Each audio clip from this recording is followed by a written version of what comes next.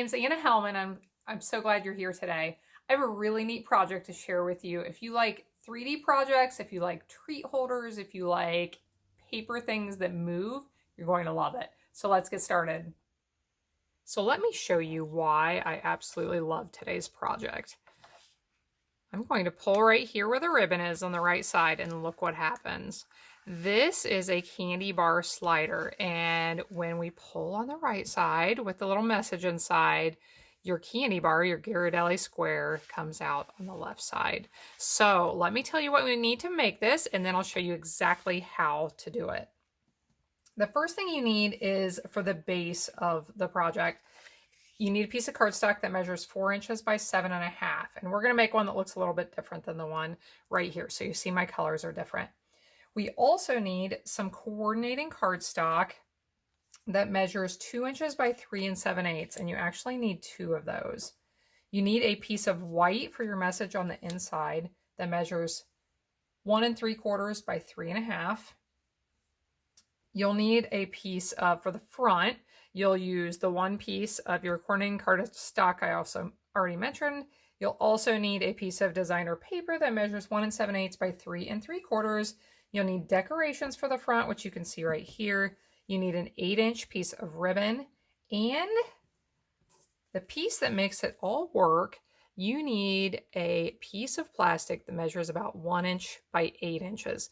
I cut this one from a large Ziploc bag, like a gallon size or maybe even larger Ziploc bag. So you need one big enough that you won't have any of the side seams on it. You can also use a plastic grocery sack. There are other types of plastic you can use, but you need a piece that measures 1 by 8 inches. So let's prepare our base first. You'll need either your trimmer with the scoring option or an actual scoring board.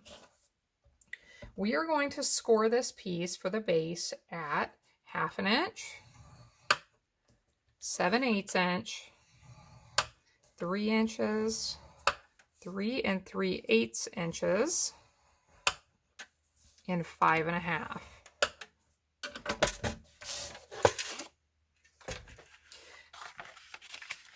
Now we'll fold this up on all those lines. If you want to get your bone folder out and make these nice and crisp, you can do that.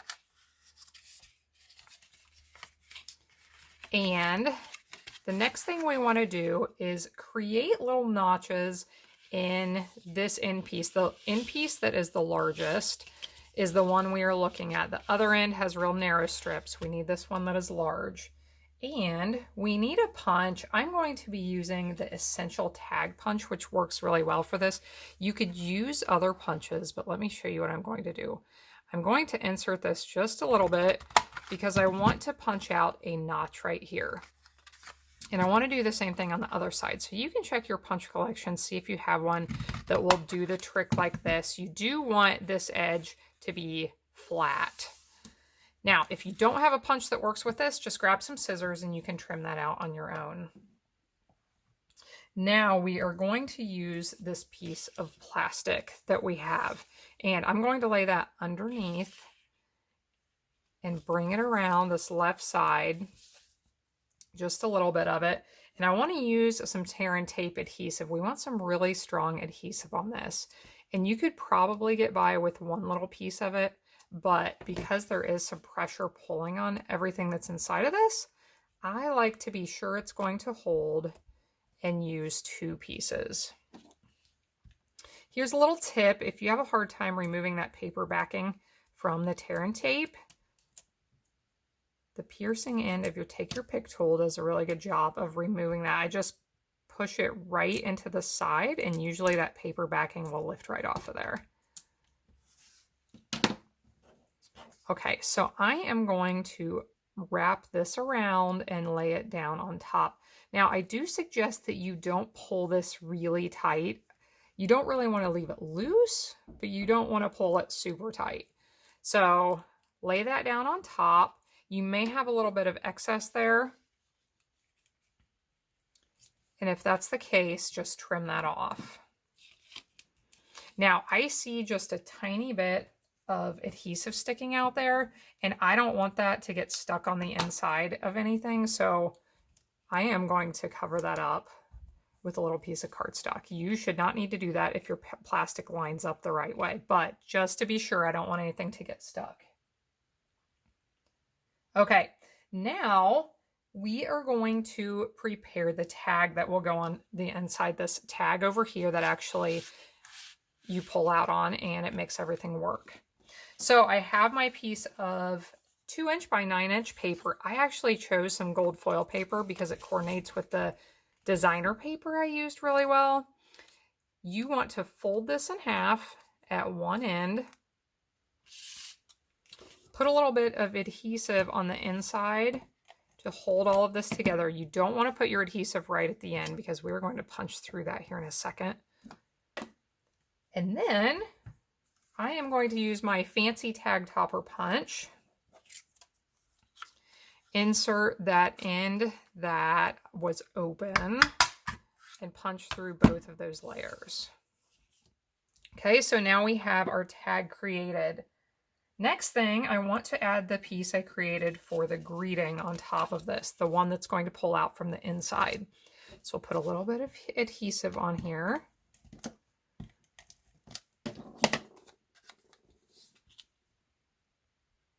Attach this right on top. And we want this to be attached upside down onto this piece right here. So how I'm going to do this is I'm going to lay it in this center section, and we need a couple more pieces of tear and tape adhesive. So I'll pull those off. I'm going to lay them right here, basically on top of where the other two were. Remove that paper backing.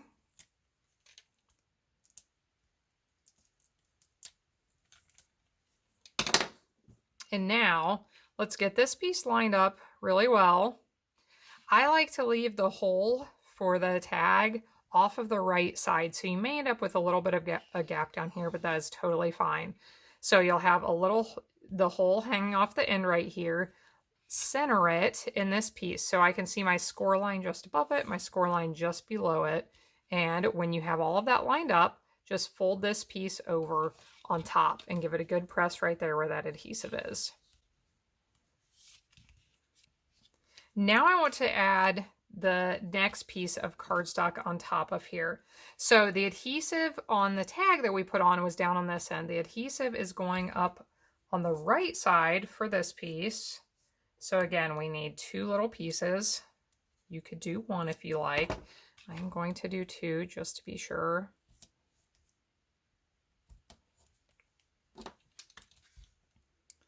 Remove that backing.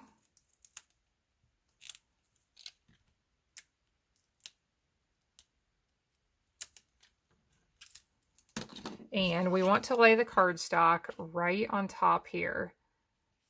So you want to leave a little bit of border at the top, a little bit at the bottom, and get it centered. And once you have it where you want it, just give that a good press. Now this is the piece that the candy bar will attach to. So grab a candy bar, and you can put an adhesive of your choice on the back. I am just going to use some seal. And I like to attach this down here at the left end. You want to leave a little border, but attach that down here. Now the next step, we need to put some adhesive, some tear and tape right along this edge. And we are going to seal this box right up. So get some tear and tape. I like to put it right down there, close to that bottom edge, so it will hold the box together really well when we get this together. And we are going to fold this up and push it back behind this piece that is holding the candy bar. Push it back behind there and push it down in so that that will adhere to the back side of the other piece, okay? And give that a nice good press, okay? Now let's check out our progress. It works. Very cool. Now let's attach a ribbon to this end. Feed your ribbon through the hole.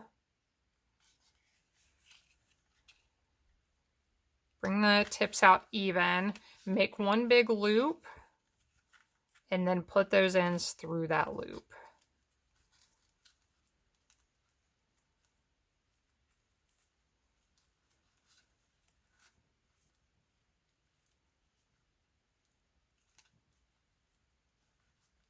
Okay, give that a nice tug and we can trim those. And now we just need to decorate the front. So I already prepared my pieces. I'll show you here. I created the decorations for this one with the Expressions in Ink designer paper, which is gorgeous, and the color and contour bundle, both the stamps and the dies. Now this other one, my first sample, I created with the Sweet as a Peach set, which I absolutely love as well.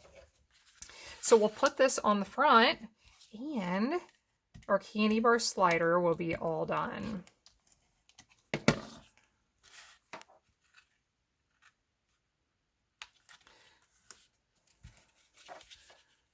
So I hope you enjoyed this project. It's so fun. They make sweet little gifts and you can make them up in just a few minutes once you know how to do them. So thanks for joining in today. You can find links to all the products I used in the video description below, along with a link to my website where you can find more ideas and inspiration.